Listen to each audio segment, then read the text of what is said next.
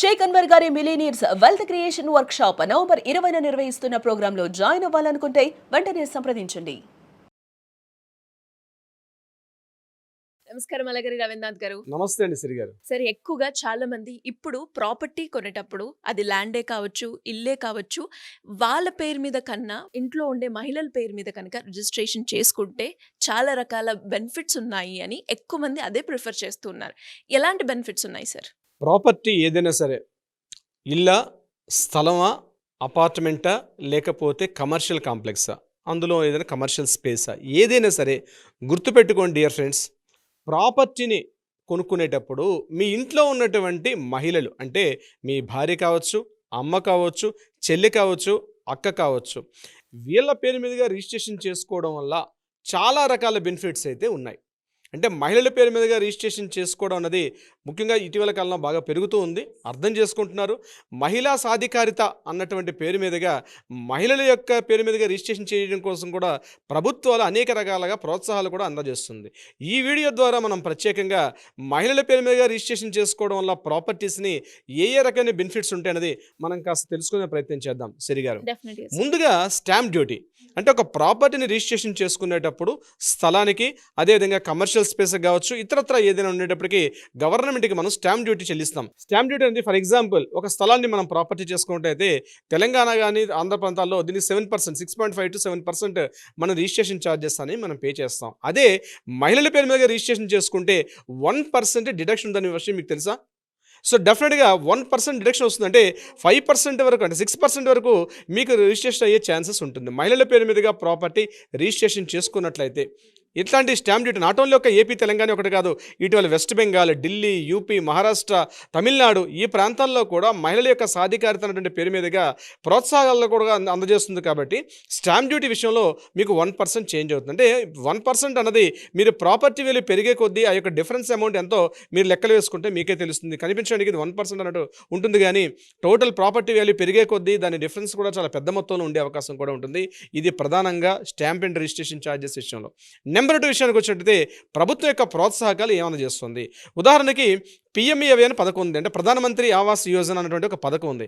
ఈ PMAY scheme కింద కానీ ప్రాపర్టీ తీసుకుంటే ఇది కేవలం మహిళలకే ఇస్తారు. గుర్తుపెట్టుకోండి, ఈ పిఎంఏవై స్కీమ్ అనేది కేవలం మహిళల పేరు మీదుగా ఒక ప్రాపర్టీ కొనుక్కోవడానికి, అంటే ముఖ్యంగా ఇండ్లు కొనుక్కోవడానికి, ఉండడానికి ఒక ఆవాస్ యోజన. ఇది ఇండ్ల కోసం ఇచ్చినటువంటి సెంట్రల్ గవర్నమెంట్ ప్రాజెక్టు.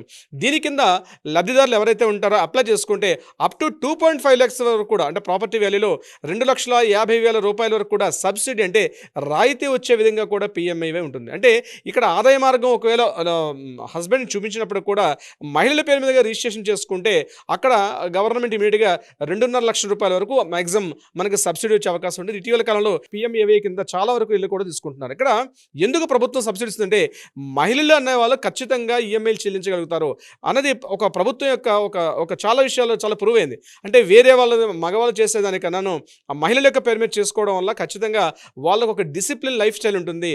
ఎంత అమౌంట్ ఇస్తే ఎంత మెయింటైన్ చేసుకోగలుగుతారు. 1,00,000 రూపాయల ఆదాయం వస్తే ఇంటి ఎలా మెయింటైన్ చేసుకోవడం స్త్రీలకు తెలుసు.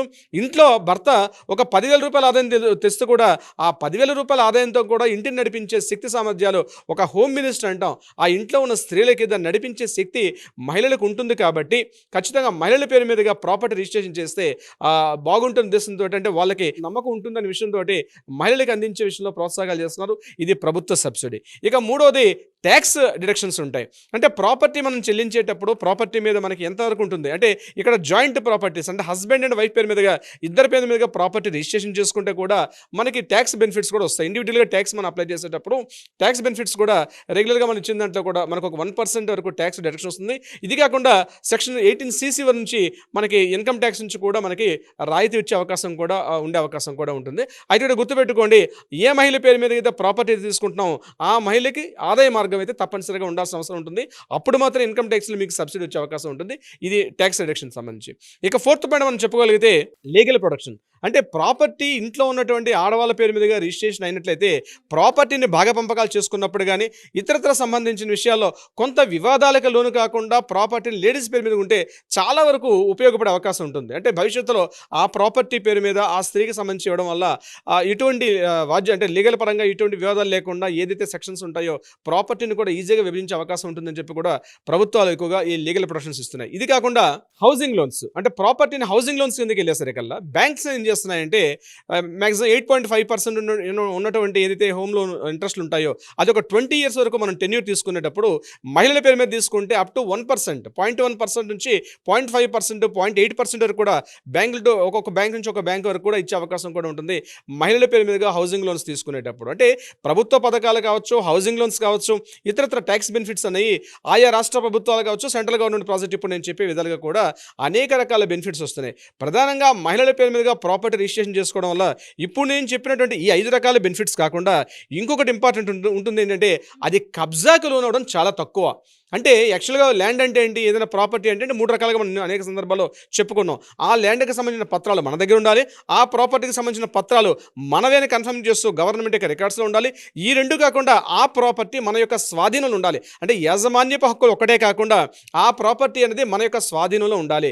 అయితే నేను పురుషుల పేరుతో ఉంటే ఖచ్చితంగా కబ్జా నేను చెప్పను, కానీ చాలా సందర్భాల్లో కొన్ని లీగల్ పరంగా కావచ్చు, కబ్జా పరంగా కావచ్చు, స్థలం అనేది పురుషుల పేరు మీద ఉండేదానికన్నా స్త్రీల పేరు మీద రిజిస్ట్రేషన్ అయినటువంటి విషయాల్లో మాత్రం ఖచ్చితంగా కబ్జా గురవడం ఉంది చాలా పర్సెంటేజ్ చాలా తక్కువగా ఉంటుంది స్త్రీల విషయంలో. ఇంకొకటి ప్రధానంగా తండ్రి దగ్గర నుంచి ప్రాపర్టీ తీసుకునే సందర్భంలో గిఫ్ట్ డీడ్ తీసుకున్నప్పుడు కూడా మనకి కొంత ట్యాక్స్ బెనిఫిట్స్ కూడా, అంటే స్టాంప్ డ్యూటీ విషయంలో కూడా మనకి రిజిస్ట్రేషన్ స్టాంప్ డ్యూటీలో కూడా యాక్చువల్గా 3.5% ఉంటే అంతకన్నా తక్కువ ఉండే అవకాశం కూడా ఉంటుంది. సో డియర్ ఫ్రెండ్స్, గుర్తుపెట్టుకోండి, ప్రాపర్టీని ఏదైనా కొత్తగా కొనుగోలు అంటే ఇటీవల కాలంలో స్త్రీలు కూడా అంటే మహిళలు కూడా సమాన అవకాశాలు అన్ని రంగాల్లో పొందుతునేటప్పుడు అంటే ఉద్యోగ వ్యాపారాల్లో కూడా ఇమీడియట్గా బాగా డెవలప్ అవుతున్న సందర్భాల్లో ఇంతకు ముందు అంటే గడిచిన ఒక 3 decades 2 decades బిఫోర్ ఎలా ఉండేదంటే చాలా వరకు ప్రాపర్టీస్ అనేది హస్బెండ్ యొక్క చేతిలో ఉండేది, పురుషుడి యొక్క యాజమాన్య హక్కులు ఎక్కువగా వాళ్ళ పేరు మీద ఉండేది. కానీ ఈరోజు గ్రామీణ స్థాయిని చూసినప్పుడు ఈవెన్ పట్టాదార పాస్ పుస్తకాలతో సహా చాలా వరకు స్త్రీల యొక్క పేరు మీదుగా ఉంటున్నాయి. ఈ యొక్క ఇటీవల కాలంలో వచ్చిన మార్పులు ప్రభుత్వం తీసుకున్నటువంటి చర్యల వల్ల.